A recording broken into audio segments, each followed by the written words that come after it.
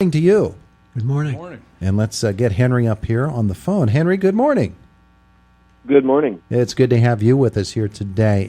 Bob Lanker, we're going to talk with Henry first. Henry's got some important stuff coming up, doesn't he? Yes. Yeah, absolutely. Henry, we have talked with you before on a variety of different topics, most of them having to do with solar energy. And so we're going to be talking with you about that again.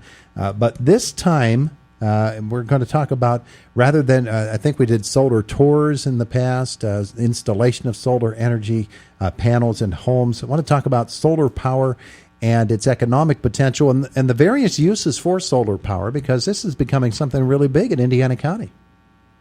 It really is. Yeah, it's kind of catching like wildfire. And sorry, I have to apologize for my voice. I'm getting over a cold. Yeah, most people are.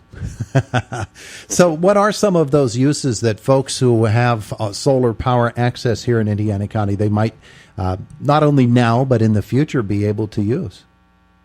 Well, a lot of people are powering their home or business with solar energy, but there's a lot of exciting opportunities for farms and other agricultural businesses to either power their own operations with solar, or even if their land is right for it, they can lease their land to a larger scale solar array that sells power to the grid. I think one of the interesting things about solar power is when you find those areas where you have multiple grids set up, it seems like it's taking up a huge amount of space, and you're driving by them along an interstate or along the turnpike, and you're saying to yourself, well, how much, as a percentage, how much power is represented by one of those big farms, those solar panel farms? These large-scale farms are usually measured on the order of megawatts. So a megawatt is 1,000 kilowatts. And just to give you perspective, a typical home might install 7 or 8 kilowatts. So a solar farm measured in megawatts, orders of magnitude larger than that. Yeah, and so when we think about a farm application, let's focus on that first and the various needs of a farming operation. Here you have a dairy farmer, for instance, has to run the milking parlor, has to run the tank all the time, and the various other electricity applications. Would you consider that to be an area that it was in need of a great big plot of land in order to get adequate solar power, or is the solar power then augmented with other power? No, if you're just using the solar power on site for business's own usage, you don't need a vast amount of land to do it. Often, even just rooftops might be sufficient to supply the space you need. Those larger, where you just see a field, of rows and rows of panels, those are essentially power plants. So they're solar power plants, and they're selling that electricity to the electricity grid. In Indiana County, have there been inquiries or actual installations that are, going to be able to power businesses? I haven't. I mean, there have been a large number of small-scale distributed solar arrays, so solar powering on-site energy uses.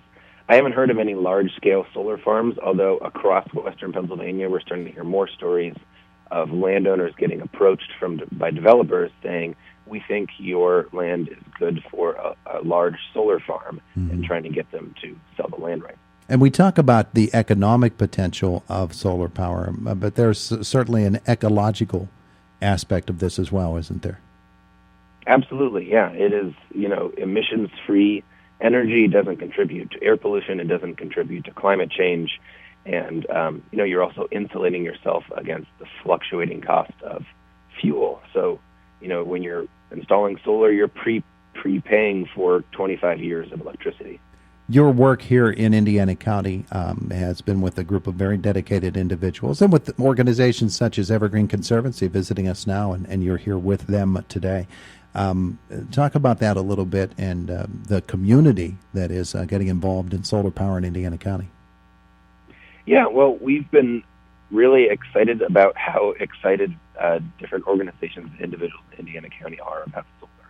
And, we are not from Indiana County. I'm based in Pittsburgh, and our organization is a national one. So we really try to empower local activists and organizations on the ground. We've been working with the Sustainable Indiana County Task Force, Sustainable Economy Task Force, Evergreen Conservancy, the local chapter of the League of Women Voters, and a number of other groups to help people, meet their own needs, meet their own goals around solar energy. Yeah. Is there another event coming up soon that folks in Indiana County need to know about?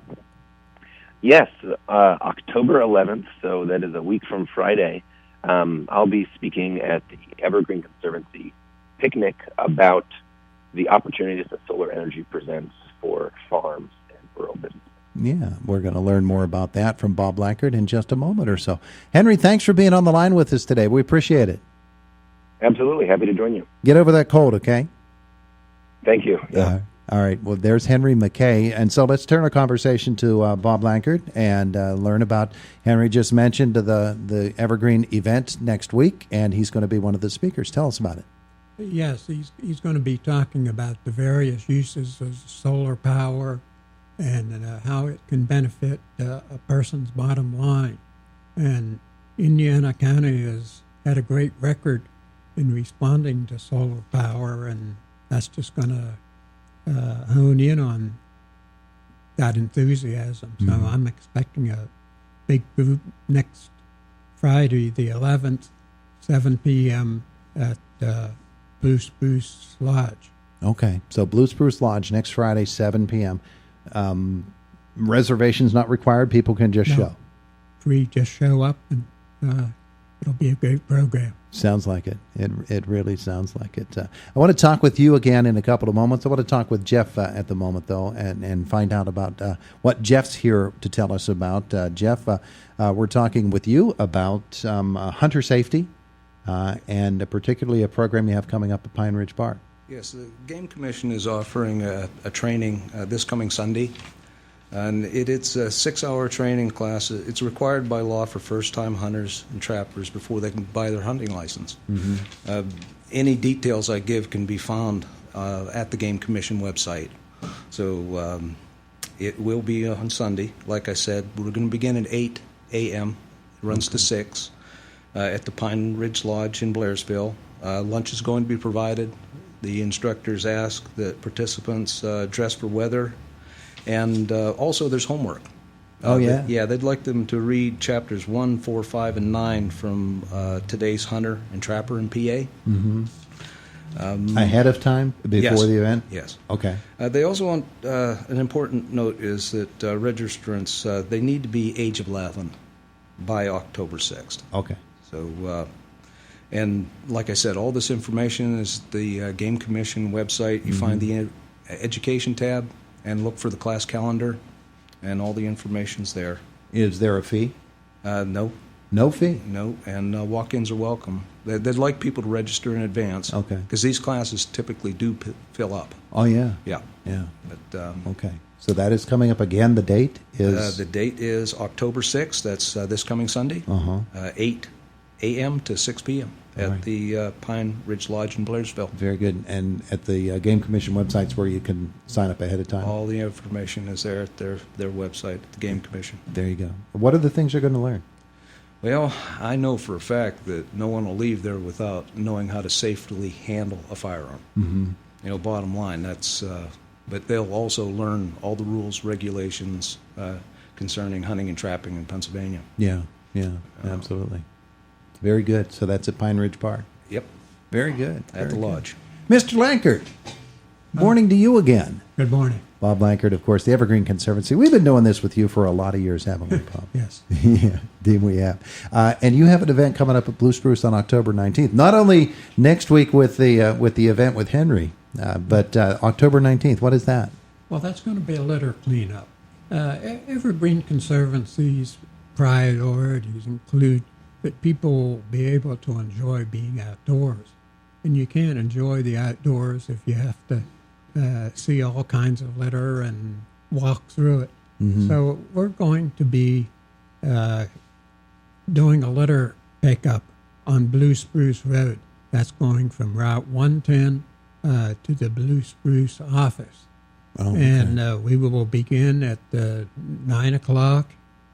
People who come to volunteer will be given gloves, will be given vests, because that Blue Spruce Road, there's traffic there. Yeah. And it hasn't been cleaned up for several years, so we may have quite a bit of stuff to pick up. And it's important to note that for years, Evergreen Conservancy has done the litter cleanup on the Hoodlebug Trail. And we've made a change, and this is our first pickup on Blue Spruce Road. Oh, there you go. There you go. So from 110, that means you're going up the hill and down the other side. We're going to start on the top of the hill and work down to the bottom. Yeah. Parking at the parking lot near the office. All right. Well, that's a wonderful thing. So folks should go to the park.